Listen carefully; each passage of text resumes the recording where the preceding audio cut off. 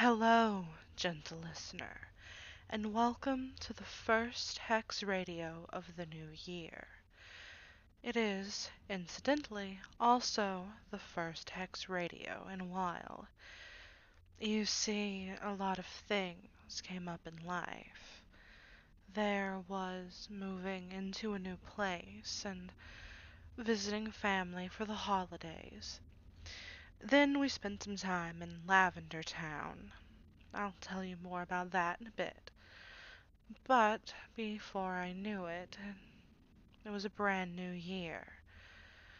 Now that we're settled, however, I shall endeavor to do my best to keep things on schedule. Moving from that, I'm going to be running things a little bit differently from now on. Previously, I would do Hex Radio, where I would talk about a topic briefly, share a spell, and that was it. I also did creepy stories, which were simply a story on its own. From now on, however, I will briefly talk about something, tell you a story, then a spell, rather than have them both be separate things. So, with that stated, let's begin tonight's topic. Now, as I said earlier, I spent a bit of time in Lavender Town, and I must say it has changed in a lot of ways. For one, the memorial tower burnt down some time ago, and rather than rebuild it, they replaced it with a radio tower. I do not agree with this. After all, had it been a human graveyard and something happened to it, such as an earthquake that destroyed the memorial garden for humans, would they have simply come in and built a football stadium over it? I do not believe so. And so, when Team Enigma ended up showing up in Lavender Town, I could hardly blame them. In fact, I dare say I agreed with them. During my stay in Lavender Town, it just so happened to coincide with the two members of Team Enigma that I mentioned previously arriving in town and taking over the radio tower. During the course of my time there, they actually managed to convince the town to convert the tower back into its previous form. And so the Lavender Town radio tower is closed down, and Memorial Tower will be reopening. It pains me to say that a group of vigilantes and terrorists managed to pull off something great, but at the same time, I agreed with them. I'd always hated the decision to replace the tower with something entirely different. After all, what of the spirits of those Pokemon? What of the people who still lived that needed a place to go to mourn? Well, it is a topic that I could go on at length about, but now I suppose it's time for a story. And since the topic was brief, the story is a little on the long side. The aforementioned. Day 1. I've called myself paranoid for quite some time because of the little things that put me on edge. I can't stay in the dark. Even when my eyes focus, I can feel the gaze of some night dweller following me as I tiptoe to stay unheard and scan with my pathetic, nearsighted eyes. I can feel something hidden in the dark that must be there since I can't see it. I can't stand the silence either. You'd think the opposite would be true, since at least the silence I can hear if something is coming. Not someone, something. But it's not at all. I can feel myself stiffen and tense as I strain to pick up a sound, as if the silence is just inviting a sound that doesn't belong, as if it's inviting something to happen, for something to do something. I sleep with the television on. It solves both sources of this instinctive paranoia. But now I don't think it's all paranoia. Lately, I've been hearing noises around the house, and sometimes when I look around, I notice things knocked over, or missing, or just moved about. Once or twice, I've heard something moving around just before I turn to find nothing. I've been having nightmares. In the nightmares, a creature I've never seen in even the darkest of folklore tells me I should be afraid, because I will be like it soon. Day 5. This morning, in the first moments of waking, I saw something. It was just like that creature from my nightmares. I told myself I was still in those moments of dreaming, but I'm not sure I believe myself. I think it touched me. I think it had claws. Day 6. I saw it again, and this time I couldn't deny I was awake. I went to get a drink, and it was in the hall, just outside the barrier of light from my room. It was pale, too pale. It was nearly white despite its human-like skin, and its eyes were startlingly big and black, faintly reflecting the light.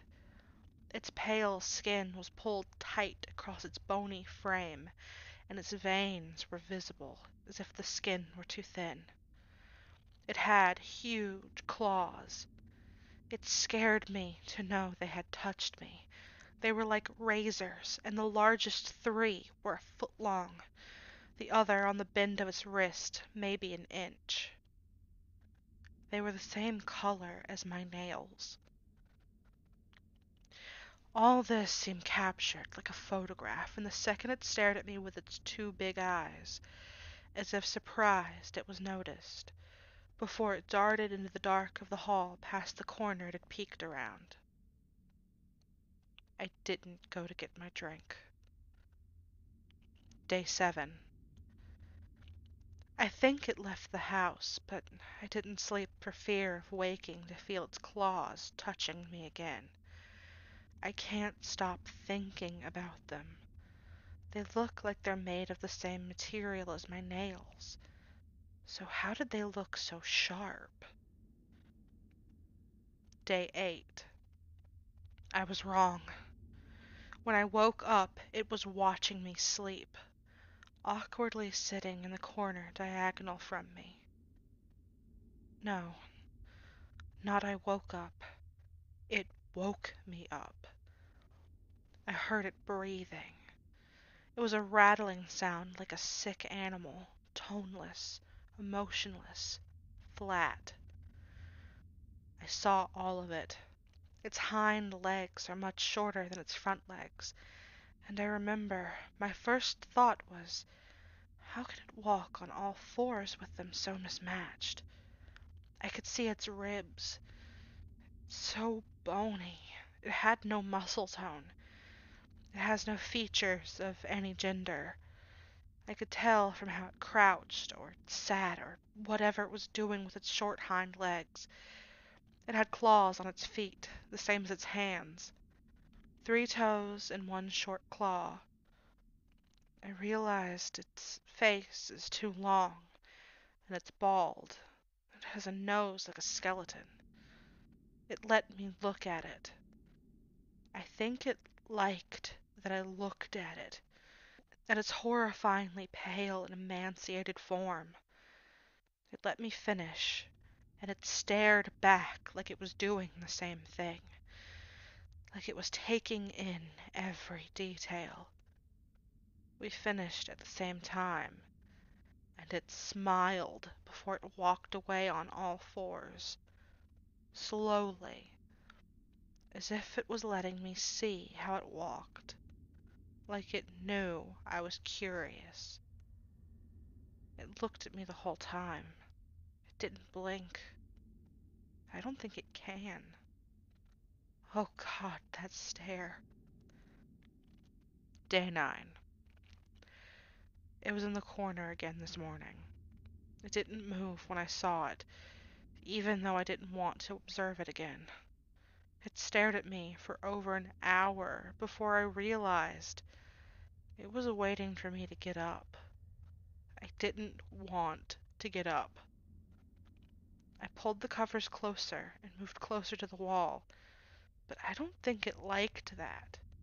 It reached a long forearm out and hooked a claw into the covers and tore them away from me with a flick of its wrist. I don't know how it did it. It had no muscles, but it was so strong. The speed it pulled, it gave me rug burn on my hands where I'd grabbed the covers.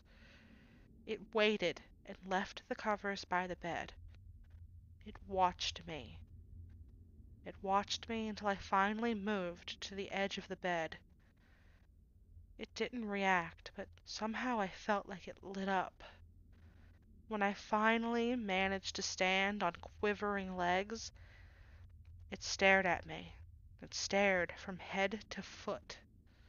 Then it smiled and left. It wanted to see how I looked standing. It wanted to see all of me. I don't like how it stared. Day 10. I think it likes that corner. It was there again this morning. This time I didn't feel as afraid to stand, thinking it would make it leave. But it didn't. It kept staring, as if expecting me to do something. We stared at each other for a long time before I think it got impatient. It came toward me, and I moved toward the end of my bed away from it by pure instinct. Instead of chasing me, it seemed pleased.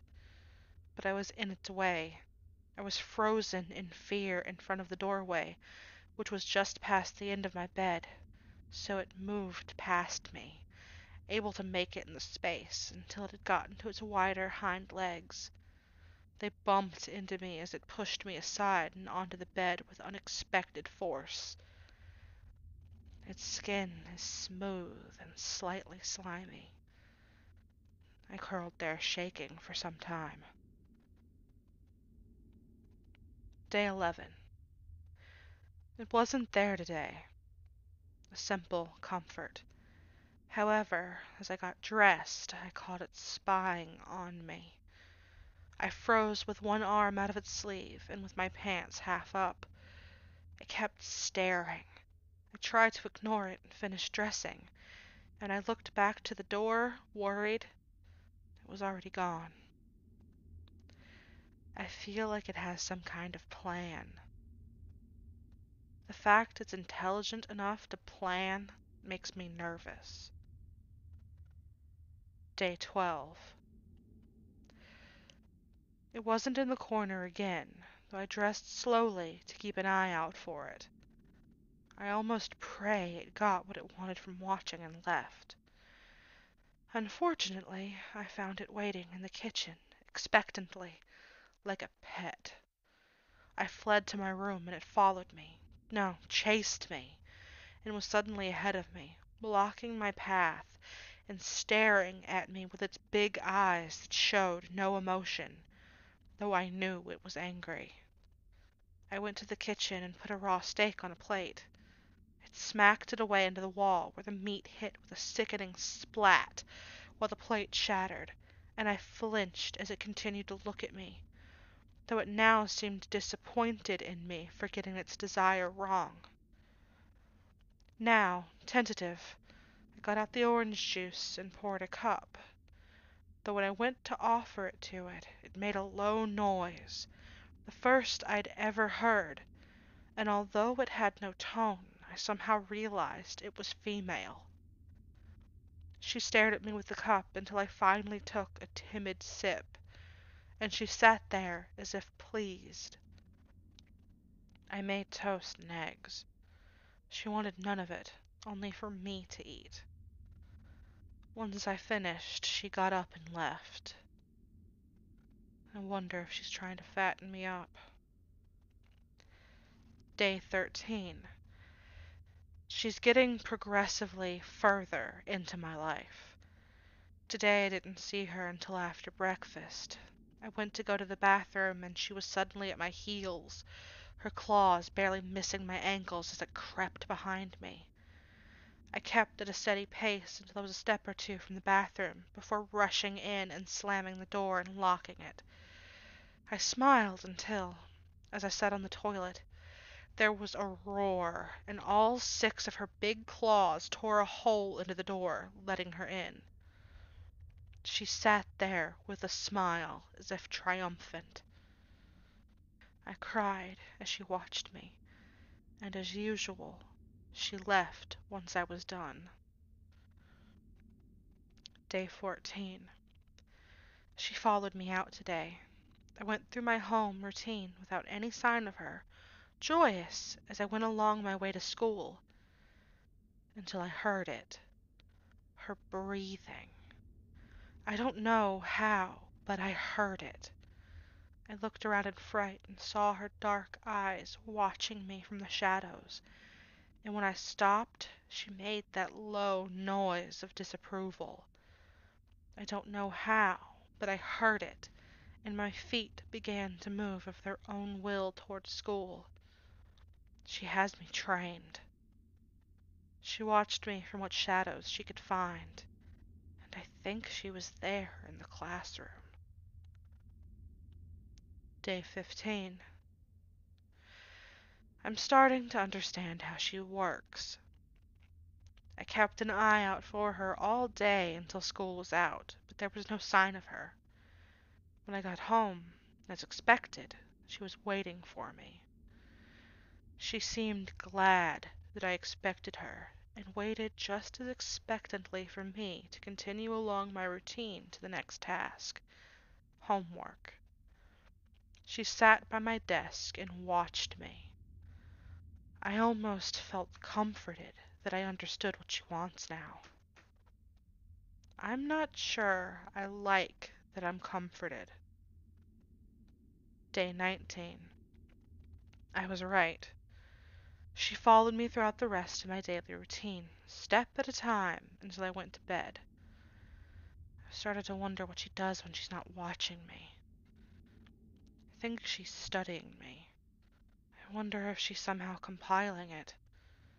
I realize that that thought means I believe she's gathering information on me for other creatures. I slept uneasily. Day 20. She's gone. I didn't see her, even after I went to bed. I don't like that I'm worried. Day 23. Still no sign of her. Only these injuries and the hole in my bathroom door convince me she was actually real. Or I'm going crazy. At this point, the latter is starting to seem more reasonable. Day 24. I called someone to fix the door. I'm not sure why I hadn't after she'd done it anyway, or even after she'd finished observing my cleaning ritual. They said it'll take 3 days. Day 25. The man asked a lot of questions about the door hole, saying it looked like someone had taken a hatchet to it. He asked why the hole was so low and such an odd size. I lied, and he gave me a weird look. I told the truth, and he gave me a weirder one. When I insisted it was the truth, he threatened me. I'll be getting someone new to fix the door. Day 26. I'm still shaking. She's back, but something's different about her. I woke up and found her mouth around my head, a frightening feat, and I saw all of the razor-sharp teeth going from the entrance down her throat. My first thought was that she'd come to kill me. My second was to wonder if I was her food. My third, how did those teeth function in her throat? She eased her mouth off me gently, but a tooth nicked my nose. It barely touched me, but it was a horrible gash and bled hard. She licked it, and her tongue felt like a cat's. The cut stopped. It still hurts. She seemed satisfied by my frightened appearance and left abruptly. That night I watched the news. The man who came to fix my door was found killed in his apartment with what they suspected was a hatchet. She's warning me. Day 27. I woke up to her again, this time on top of me. She's light, but her bones dug into me to awaken me. She stared at me with a smile as I shook and showed me her teeth again. I managed to whimper, and she retreated to her corner. Day 31. She doesn't leave me alone now. I learned she doesn't sleep. I feel her eyes on me wherever I go. Day 33. I pet a cat on the street on the way home from school yesterday. Today, it was gutted on my kitchen table. She grinned when I threw up. Day 34. She was missing for a spell today, and I noticed the closet door open. I felt compelled to look in, and I realized that's where she's been living. There's a strong smell of death. I'm getting more and more frightened. Day 37. For the first time in a long time, she was gone. I spent time with my friends. I enjoyed myself. I kissed my boyfriend and hugged him, but said nothing of why we hadn't spent time together. Day 38. She cut off his arm. It was in my bed, positioned as if he was caressing me. I stayed home. Day 44. I left the house for the first time in days to see him. He was out of the hospital. He hadn't spoken to anyone. His first words in days were, "She said my property," before he fainted. Day 47. She's become engorged. She leaks a foul-smelling liquid that smells like rotting meat. I'm not sure what she's feeding on. Day 50. She spoke to me. She said I can no longer leave. Day 54. I've run out of food. She saw I didn't eat and brought me something. It was my friend's dog. Day 63. I tried to go get food and she attacked me. I had 3 puncture marks in my leg from where she pulled me back inside. I ate the dog. Day 68. I cry a lot. I can't make myself leave my bed. The puncture marks are infected. Day 67. I left the bed to clean the punctures. I'll live. I wish I hadn't cleaned them, but she watched me the whole time. Day 71. I read a book and laughed. She got thinner. Day 72. I smiled. She seemed upset. It took a while to realize the smell of her was missing. Day 77. I know how to kill it. Day 84. I'm finally free. After a week's preparation, I managed to approach her while she was moving to the next room, and hugged her. Her skin slick and greasy from that horrible liquid. She screeched and tried to attack, but I was on her back, holding on tight and refusing to give in to fear and give her strength. She ran, and I nearly slipped from her speed in that coating, the smell beginning to make me dizzy. But I swallowed the bile rising in my throat and kissed her bald head, feeling the veins pulsing madly. She buckled with a gurgling noise.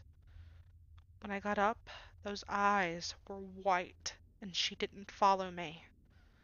She's finally dead. Day 85. The body was gone. I find I don't care why, as long as it's gone. Day 87. I woke up to find those claws touching me, and I immediately hugged the source. A voice laughed. It was male. We already know about you. That won't work twice. I can't stop crying. Day 189. They sent me to my first house. The source is a young boy. He wet himself when my claws touched him in his waking hours. It was wonderful. That story was apparently by someone named Caitlin C. You'll have to tell me what you thought of it, dear listeners. Now it is time for our weekly spell. I thought that since it's the new year and many people are trying out new things, trying to start their lives over, so to speak, that it would be best to give you a spell that would bring you luck, prosperity, remove negative energy from your lives, and usher in success. It's actually a tea. Now, I believe I've mentioned before that I'm very fond of herbal teas, especially when it comes to spell work. To begin, you'll need a base tea. Now, I recommend perhaps using an English breakfast tea or an Irish breakfast tea. A black tea base is probably the best thing you can go with. In my case, I would probably go with a fenugreek tea since I like that vaguely licorice flavor. If you can find a tea that has ginseng in it, that would be your best bet. The next ingredient you'll need for your tea is 1 teaspoon of ground ginger. Ginger is supposed to help with strengthening energy. The next you'll need is a half a teaspoon of ground cinnamon. Now, cinnamon can be for both love and luck, as well as strength and success. Next you'll need a fourth of a teaspoon of nutmeg. Nutmeg is good for warding off temptation, perfect in a new year when you're trying to stick to a new diet. Now, if you want to sweeten your tea, I highly suggest using honey. But if you have to use sugar, that's a perfect replacement instead. If you like lemon in your tea, then before you add in the boiling water to your mixture, put a slice of lemon in the bottom of the cup. Lemon is supposed to help reduce negativity and to cleanse. If you have a tea strainer, that's the best thing to put your mixture in. If you do not, however, some cheesecloth should work just fine. Put the ingredients inside, tie it up, and allow it to steep anywhere between 3 to 5 minutes depending on the strength that you would like.